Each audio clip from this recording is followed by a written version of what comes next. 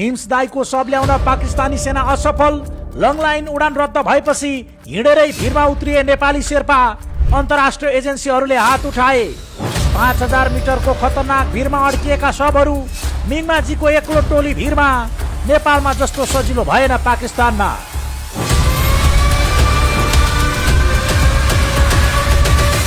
विश्व पर्वतारोहण इतिहासकै एक दुःखद र भयानक त्रासदीका रूपमा हेरिएको पाकिस्तान स्थित ब्रोड पिक 8047 मिटर हिमालको हिम पहिरोमा परि ज्यान गुमाएका विश्वविख्यात आरोही निर्मल पूर्जा, निम्स दाई र 6 जना नेपाली शेर्पा सहित 10 आरोहीको शव सङ्कलन तथा आधार शिविरसम्म ल्याउने कार्यमा अझै ठूलो अन्योल र ढिलाइ भइरहेको छ।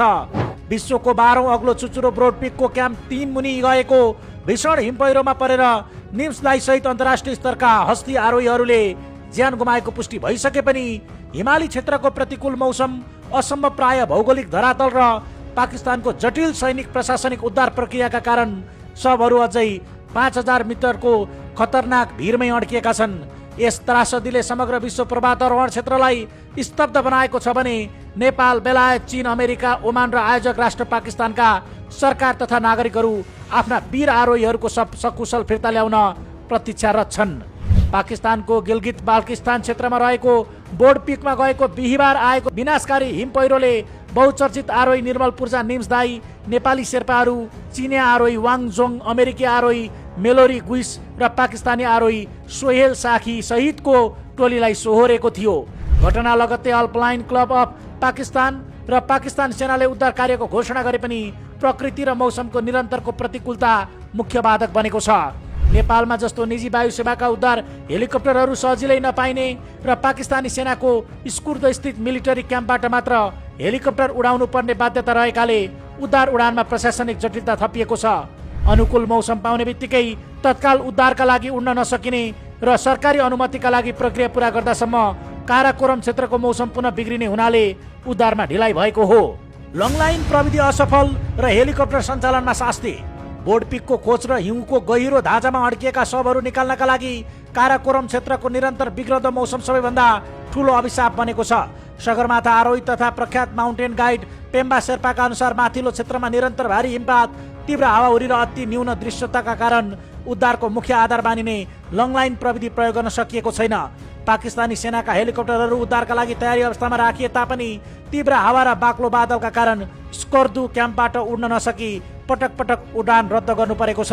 यसका साथै त्यहाँका सेनाका पाइलटहरूसँग उच्च हिमाली क्षेत्रमा लङ लाइन प्रविधि सम्बन्धी पर्याप्त अभ्यास र अनुभवको कमी रहेको हुँदा उद्धार कार्य झन जोखिमपूर्ण बन्न पुगेको छ।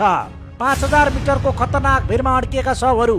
भौगोलिक दृष्टिले हेर्दा शवहरू जुन स्थानमा अड्किएका छन् त्यो ठाउँ मानव बस्ती वा सामान्य उद्धार टोलीका लागि पुग्नै नसकिने खालको छ।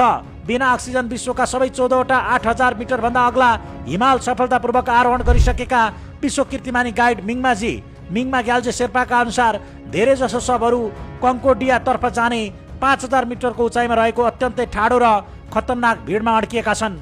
उद्धारका लागि घटनास्थलमै खटिएका मिङमाजीका अनुसार 5000 मिटरको उचाइमा अड्किनेहरूमा निर्मल पूर्जा, निम्स दाई, चिनिया आरोही वाङजोङ र नेपालका निमा शेर्पा रहेका छन्। यसअघि मिङमाजीको टोलीले 5700 मिटरको उचाइबाट 4वटा शव तानेर तल ल्याउन सफलता पाएको थियो, जसमध्ये किली पेम्बा शेर्पा किलु र ग्यालु शेर्पाको शवलाई हिमालको तल्लो सुरक्षित क्षेत्रमा राखिएको छ। तर 5000 मिटरको उचाइमा रहेका शवहरू भने निरन्तर खसिरहने हिमपहिरोको जोखिम र ठाडो भिरका कारण तल ल्याउन सकिएको छैन भने एक आरोहीको शव अझै पहुँच बाहिरको गहिरो खोजमा अड्किएको छ। अन्तर्राष्ट्रिय टोलीको प्रस्थान र मिङमाजी टोलीको हिमाली भातृत्व। बोर्ड पिकमा गएको भयानक हिम पहिरोपछि उत्पन्न उच्च जोखिम, निरन्तरको खराब मौसम र पटक पटकको असफलताका कारण धेरैजसो अन्तर्राष्ट्रिय उद्धार टोली र व्यावसायिक एजेन्सीहरू आशा मारेर फर्किसकेका छन्। तर अदम्य साहस र हिमाली भातृत्वको मिसाल कायम गर्दै नेपाली शेर्पाहरू र स्थानीय पाकिस्तानी आरोहीहरूको टोली भने अझै पनि मिङमाजीको नेतृत्वमा माइनस तापक्रम र उच्च जोखिमका बीच घटनास्थलमै डटेर बसेको छ। मिङमाजीले परिस्थितिको वर्णन गर्दै भनेका छन्, जोखिमका कारण अन्य अन्तर्राष्ट्रिय उद्धार टोलीहरू फर्किसकेका छन्। अब यहाँ मेरो टोली मात्र बाँकी छ। तर आरोहीका परिवारको पीडालाई सम्झेर र हाम्रा साथीहरूप्रतिको कर्तव्य सम्झेर हामीले प्रयास छाडेका छैनौँ। यदि मौसमका कारण हेलिकप्टर उडान सम्भव भएन भने पनि हामी आफ्नै ज्यान बाजी राखेर पैदलै भए पनि सब सङ्कलन गर्नेछौँ। नेपाली शेर्पाहरूले देखाएको यो अभूतपूर्व र अतुलनीय साहसको अल्पाइन क्लब अफ पाकिस्तान र पाकिस्तान सरकारले उच्च प्रशंसा गरेका छन्। अल्पाइन क्लब अफ पाकिस्तानका अधिकारीहरूले आधिकारिक विज्ञप्ति जारी गर्दै भनेका छन् अत्यन्तै खराब मौसम र हिमपहिरोको उच्च जोखिमका बीच नेपाली शेर्पा र पाकिस्तानी आरोहीहरूले आफ्नो ज्यान जोखिममा राखेर देखाएको यो साहस पर्वतारोहणको इतिहासमै मानवता र हिमाली भातृत्वको उत्कृष्ट उदाहरण हो। यसैबीच पाकिस्तानका परराष्ट्र मन्त्री इसाहाक दारले पनि विज्ञप्ति जारी गर्दै निम्सदाई सहित ज्यान गुमाउने नेपाल, चीन, बेलायत, अमेरिका र ओमानका आरोहीहरूप्रति श्रद्धाञ्जली व्यक्त गरेका छन्। उनले आरोहीहरूले देखाएको अदम्य साहस र प्रतिबद्धताले आउँदा पुस्तालाई सधैँ प्रेरित गरिरहने बताउँदै कूटनीतिक नियोगहरूसँगको समन्वयमा खोज तथा उद्धार कार्यलाई निरन्तरता दिने प्रतिबद्धता व्यक्त गरेका छन्।